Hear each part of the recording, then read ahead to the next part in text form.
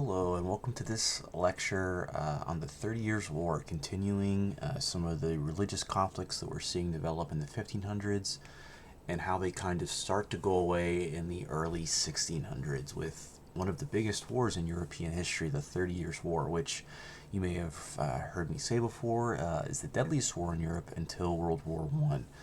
Claimed the most lives and hurt the most people. That is until 1914's war begins and ends in 1918. All right, so let's look at some contextual information here for the war. So again, what's going on in Europe?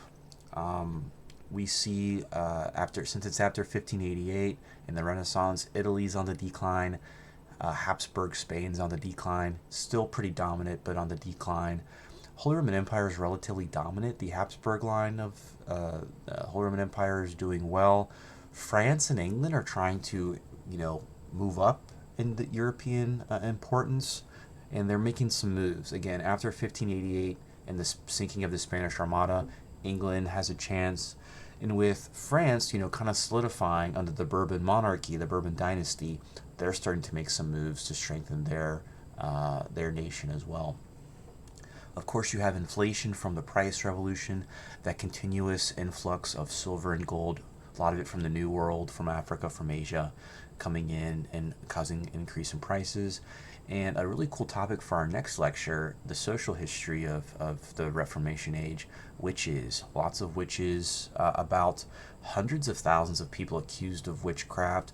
I believe tens of thousands of deaths of people accused of witchcraft, mostly women. But you see Europe still in this religious turmoil about, who's what religion and is Satan's witches among us, things like that. So lots of stuff going on in Europe in this period. We do see population, decline. We don't see a really growth in population until after this war ends in 1648. After that, it'll start to go up. So we just live in it's a very chaotic, hectic time. Again, all the art from this period points to lots of themes around death and destruction, and this war is definitely a part of that. You do see another little ice age. You might be wondering, how many little ice ages are there? There's several, and it's kind of confusing depending on what sources you look at. But you do see this kind of be a big period of climate change in Europe that tends to be on the cold side, or at least the side in which there isn't as much food being grown. And again, this lasts from the 1300s up until the 1600s. It starts to chill out and get warmer after that, especially once the Industrial Revolution begins, as you can kind of see here. But in this period up until the middle 1600s, we aren't going to see a lot of population growth. That's more of a topic for the next two units, particularly Unit 4. Lastly, we see rebellions across Europe because it's a chaotic age full of religious differences and fighting and things like that. You can see all of those revolts in all those different places. You don't have to know them. We'll talk more about them in the next lecture, but there's just tons of riots and revolts across Europe in this period. Too many to count and too many to talk about in the time we have. So, last part I want to talk about is kind of give you set the stage for you with the 30 Years' War. It's important for a few reasons. It's the first reason is that it's the last big religious war, and it's maybe the mother of all religious wars in Europe. Of course, religion is a part of future conflicts. World War II had a religious element when you see the genocide of Jewish people and other minorities. But for the most part, this is the last religious war that was caused by religious differences. You see this conflict play out, at least in Christian Europe, you see this conflict play out in which you have these different Christian faiths fighting each other. From here on out, you're going to see people attack the Ottoman Empire, particularly maybe they don't like them because they're a Muslim empire. But for the most part, these wars that are going to be fought from here on out are due to political differences or to get land or money or to conquer territory from an empire, not because you don't like their religion, which is how this war starts. It starts as a religious conflict, it ends as a political war, in which we see, not to spoil the event, you see the Catholic French monarchy versus the Catholic Habsburg monarchy, two Catholic powers fighting each other. Kind of what you saw during the wars of Charles V, All right. So there's four phases of this modern war. Some people call it the First Modern War. The first phase is the Bohemian phase, which is located over here. Sorry for the poor quality of this map. You then have the Danish phase, Denmark up here. You then have the Swedish phase, Sweden's up here. And then you have the French phase at the end, in which the French and the Swedish kind of team up to defeat the Holy Roman Empire. But how do we get there in this 30-year war? Well, let's investigate. The first phase is the Bohemian phase. And again, Bohemia is like in this eastern part of the Holy Roman Empire. You might remember this is the same area, the same region where Jan Hus was from, and the Hussites kind of did their thing. So the Bohemian phase lasted for about 6-7 years or so. Just kidding, it was 7 years. We see Charles V, going back to him, when he signed the Peace of Augsburg in 1555 and he abdicated his throne, right, after he couldn't defeat Martin Luther's Lutherans. We see, his realm, his religion really enter the Holy Roman Empire. And those nobles in the Holy Roman Empire could decide if they're going to be Catholic or if they're going to be Lutheran. One major religion, though, was left out of the equation, and that's the Calvinist faith. They are not allowed to. We're not allowed to have Calvinist nobles in the Holy Roman Empire. Some do convert, nevertheless, to the Calvinist faith and become Calvinists, and to protect themselves from persecution, either by Lutherans or by Catholics or by both, they form a Protestant union. Lutherans tend to come around and support this idea that the Calvinists should be able to protect their faith as long as they aren't interfering with their Lutheran worship. The Catholics, however, do not like this. So we see these different alliances form, with the Protestants, the Lutherans, and the Calvinists kind of forming the Protestant Union, and the Catholic League being formed in southern Holy Roman Empire, Bavaria. We see Ferdinand II, the Holy Roman Emperor, Ferdinand II, and just so you know, whenever you see the Habsburgs, just know they're super Catholic and probably inbred. We see them make moves to re-Catholicize Bohemia, which again is over here, that area where Jan Hus was in the 1400s. This is still a Protestant hotspot over here. We see the Holy Roman Emperor begin to take land and churches and make them Catholic again, and stop the construction of Protestant chapels. In order to instill his will upon the Protestant leaders of this region, they visit the capital. We see 4 Catholic governors visit a major city in this region, Prague. They visit there and they say, hey, listen, you have to stop this spread of the Protestant faith. We think it's heretical now. We're going to enforce our will as representatives of the Holy Roman Emperor, Ferdinand II, and we're going to issue a cease and desist order. Stop building these churches. We need to build Catholic churches. And these people are taken up into a building and pushed out of a window, in what is known as the 1618 defenestration of Prague. These Catholic leaders are pushed out of a window by these Protestant leaders, and they miraculously survive. Depending on who you ask, the Catholics said that these Catholic governors were carried safely to the ground with the wings of angels, escorting them down below. The Protestants said when they were pushed out of the window, they were pushed out of the window and landed in a pile of manure. So you can pick whichever tale you want. Probably neither of them are true. Who knows? But we do see this event lead to the beginning of the war, this defenestration in 1618. And again, it's going to go on for 30 years. So we see fighting occur. You don't have to know really too much about what happens in this phase too much, like battles and things like that. It's not too important. But we do see fighting happen. We see rebels, depose the Emperor Ferdinand II in Bohemia, and they put a Calvinist leader on the throne within this region, which again is Eastern Holy Roman Empire, promoting a Calvinist king or emperor in this region. Not successful in the long run, though.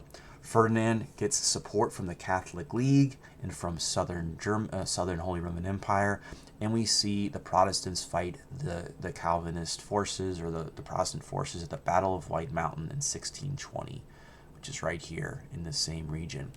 The Catholics win, and we see, people making fun of Frederick, this Calvinist emperor. Here he is vomiting as he's being paraded through town, through a village after his defeat. So, results of the first phase, we see Frederick V, the Calvinist, temporary Calvinist leader. He flees to the Dutch United Provinces, which again, they're pro-Calvinist. They want to stand up to the Spanish Catholics. And again, at this time, Spain is ruled by the Habsburgs, and the Holy Roman Empire are ruled by the Habsburgs. So we see Spain get in on this as well. Bohemia is is declared as only for Catholics now. No more Protestant religions allowed. And we see Spain renew its attacks on the Dutch because of their support for Calvinism and their support for Frederick V. So that's the Bohemian phase. The next phase is the Danish phase. So again, Denmark is up here in Northern Europe. We see them enter the fray in order to protect their religious beliefs. They intrude on the battle against the Catholic Holy Roman Empire, against the Habsburgs, because they want to defend their faith. Well, at least that's what they said. They really wanted more land for Denmark. Denmark is pretty tiny, and there's lots of land down here. And if you see your enemy, your neighbor in a war, you want some land, maybe you'll be able to sneak in there and get some if you play your cards right. So we see them invade the land. Emperor Ferdinand II gets more allies and more friends, and we see him over a couple years, over 4 years, defeat the Lutheran king of Denmark, King Christian IV. The Catholics owe a lot of their success to a Catholic commander, Albrecht von Wallenstein. He was born as a Protestant and converts to Catholicism in his life, and he becomes a major general for the Catholic armies, and he becomes really, really important. Promoted very highly in this military and even into the government, and we see lots of respect paid his way. But things don't turn out too great for him, as we're going to find out pretty soon. So at the end of this phase, we see Ferdinand, the Habsburg emperor, issue the Edict of Restitution, prohibiting Calvinism and restoring all Protestant land and property to the Catholic Church. This means going back, potentially before the Peace of Augsburg. So he undoes 75 years of Protestant gains with one swoop of his pen. This strikes fear into the Protestant leaders, the Protestant nobles, the Protestants of Europe, which leads us into our next phase, the Swedish phase. Sweden, again, a little bit bigger than Denmark. Sweden's up here, has a decent amount of land compared to Denmark, but they are sweeping in the heyday of their power. Their king, Gustavus Adolphus, revived their kingdom and transformed Sweden into a regional power. He could be partly to blame for something called the military revolution, which I'll talk about on the next slide, but he was an intense military commander, and he used his military. First of all, he led his military on horseback, which you don't see too often, a king leading his men into battle. But he also was able to use speed and artillery and mobile artillery to really surprise his enemies. It seems like kind of an easy thing to do, to think of, to put wheels on your cannons, but it really made all the difference, and it really struck fear into his opponents, and it brought him lots of success until unfortunate things happened. So we see Sweden enter the battle. Again, they're Lutheran, they're Scandinavian, they want to enter the fray to maybe not just gain land, but also to promote the Lutheran faith and Protestantism in general. The Emperor Ferdinand II hears about this, so he brings back Albrecht von Wallenstein, that newly Catholic general, to fight Sweden. We see lots of battles in which Sweden's successful, but unfortunately we see Gustavus Adolphus killed in the battle. He is hit in the midst of battle, murdered on the field. The Swedish do win the battle, but he does not survive. Unfortunately, after his death, Sweden starts to fade and becomes less successful in the war. We do see, though, France kind of begin to step in.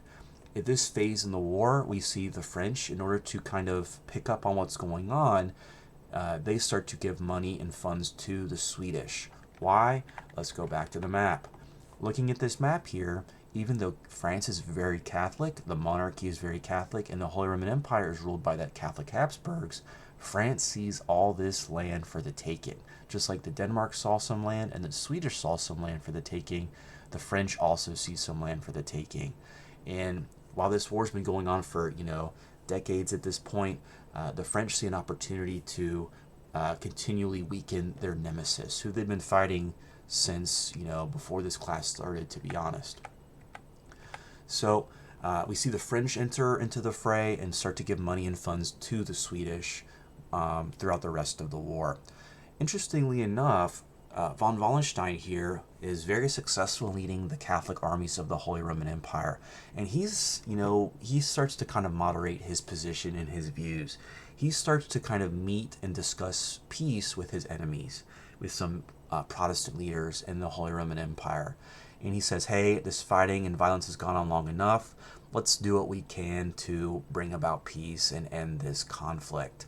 So Ferdinand hears about this. He fears that von Wallenstein could be plotting against him, like a noble, like an important European person, and he's worried that his position as emperor could be replaced with von Wallenstein, that von Wallenstein could usurp his power. So he actually has him assassinated. His top military commander is assassinated by him. Ferdinand does it. Maybe it was that inbreeding that caused this poor decision, who knows. But again, you could argue it's a Machiavellian move. To make sure that your position's secure, you got to do treacherous things sometimes, and that's what he did here. So let's go on to the last phase of the war and look at the French phase. So you have two leaders at this point in time. You have in France King Louis XIII and his top advisor, the Catholic cardinal. Cardinals are like right below the Pope. Usually the popes are picked from cardinals. Cardinal Richelieu. And it's really interesting what's going on in France at this time. As you can see over here, while France decides to enter this war for the last 13 years of the fighting alongside the Swedish forces for a bit, we see Cardinal Richelieu and King Louis XIII attacking Protestants within France. We see them besieging those Protestant strongholds that the Huguenots were given by the Edict of Nantes. We see Cardinal Richelieu and King Louis attacking the Huguenots of France, trying to pluck them out and limit their power, because again, Henry IV, who was a Huguenot before he converted to the Catholic faith, was friends with them. He was allied with them. He supported them. Unfortunately, though, after he is assassinated, his son and his advisor, Cardinal Richelieu, who's super Catholic, they start attacking and persecuting the Huguenots in France. However, outside of France, we see the French supporting the Calvinists and the Lutherans in the Holy Roman Empire. So, by the French phase, this is fully transformed into a religious conflict. France is targeting and killing its own Huguenots inside of France, but in Germany and the Holy Roman Empire, it's helping them and killing Catholics. So this war has transformed from a religious conflict into a fully political conflict. Really interesting how this kind of morphed throughout the phase of this battle. The decisive battle to really end the war, more or less, was in 1643, the Battle of Rocroi. The French beat the Spanish Habsburgs and then these German Habsburgs, or I guess you call them almost Austrian Habsburgs at this point. And we see both sides ready for peace in 1645. We see the treaty that kind of ended this war signed in 1648 with a series of deals, which altogether are known as the Peace of Westphalia. This ends the Dutch 80-year war as well. However, we're going to see conflict between France and Spain continue throughout the next, arguably 50, 60 years into the next monarch's reign, King Louis XIV, the Sun King, who we'll talk about next unit. Before we talk about the Peace of Westphalia, I just want to talk about Sweden a little bit more. So the king that led the Swedish forces into battle before he was killed was Gustavus Adolphus. Here he is pictured here.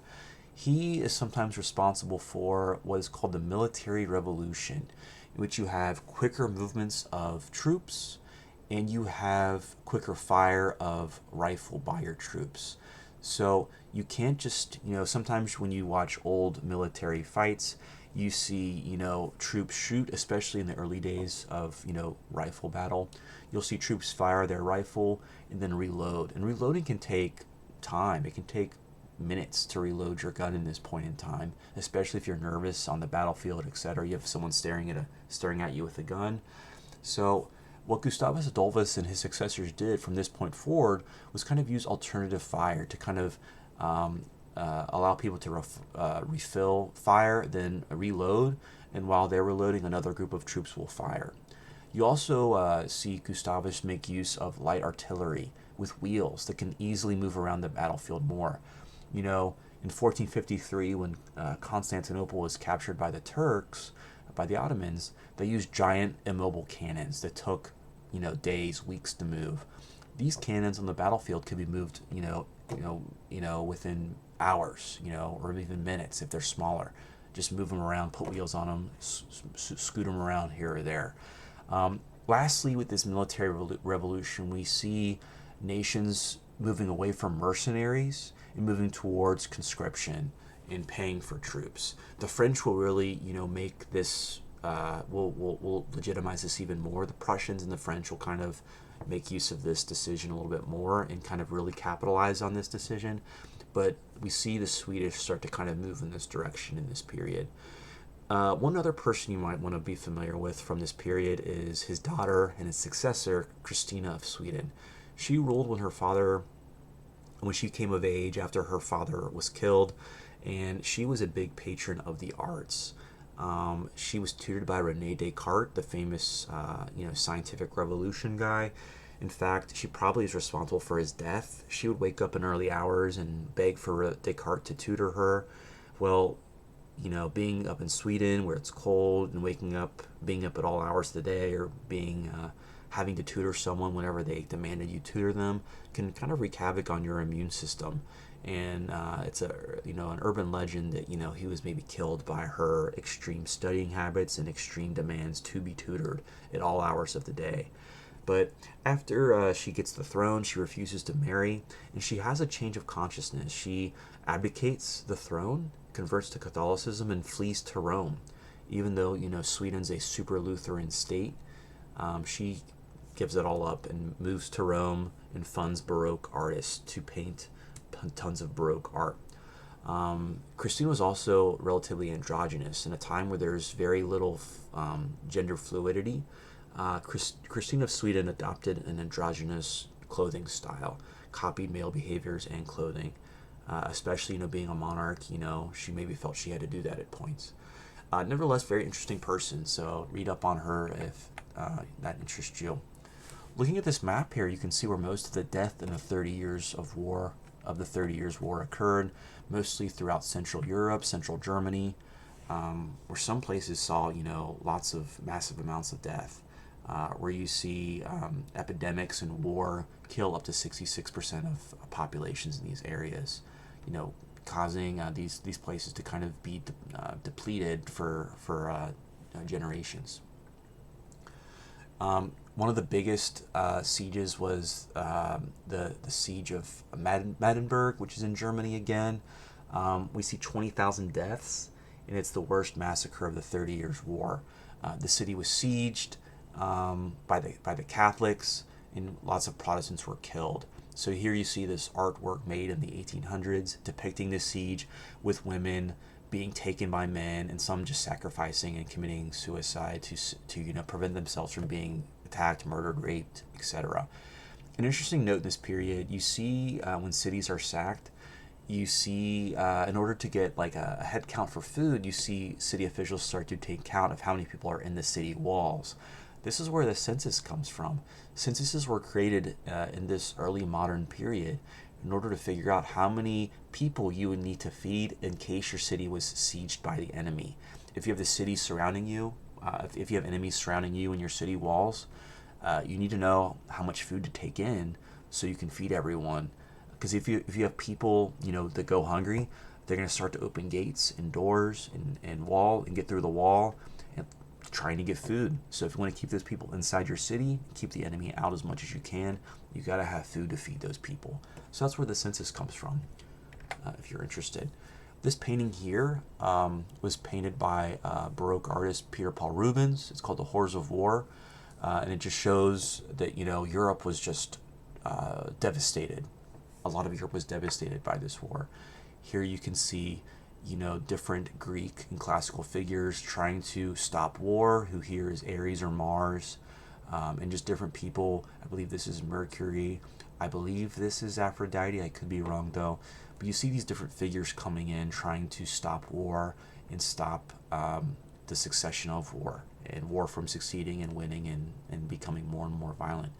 He not only was a painter, but he was also a diplomat, and he spoke to monarchs who patronized his works, or supported his works at least, and tried to get them to kind of come to a peaceful solution during this war. All right, last slide. What are the effects of the Peace of Westphalia? Peace of Westphalia. So it's about 100 years after the Peace of Augsburg, and it does have some similarities to it, but it does a lot more. And it doesn't just involve the Holy Roman Empire, it involves all of Europe for the most part. They're all impacted by the Peace of Westphalia. But before we look at that, let's look and see some political effects. So again, deadliest war in Europe until World War I. You see rural populations wiped out, urban populations hurt as well. You see France begin its rise to dominance. You can see France slowly getting bigger. It's gotten bigger since the last time we saw it. Holy Roman Empire becomes weaker, and Spain becomes weaker again. Spain was weaker after its a failed invasion of England. It's weaker now in 1648. And we even see the Dutch officially leave Spain.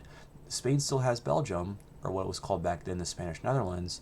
They still have parts of Italy, but they're going to slowly lose those pieces of their empire as this course continues. Sweden's also going to get something out of it. Denmark got a little bit, but Sweden really kind of gains its own and becomes a major European power to be reckoned with at points in the rest of this class. But what do we see from this Treaty of Westphalia?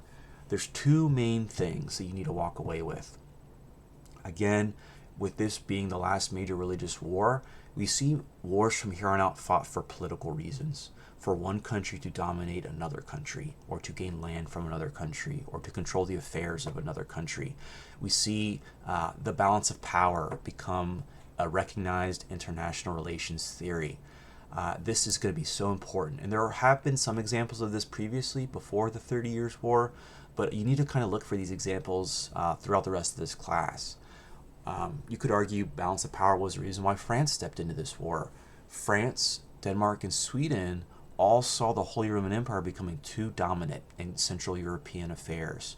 So what do we see happen? We see these countries, France, Sweden, and Denmark, step in to attack their neighbor, attack their enemy, and limit that nation's, the Holy Roman Empire's power.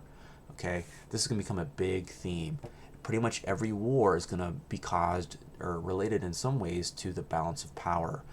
Why did Russia, France, and Britain gang up on Germany? There's a few reasons, but one of it is balance of power.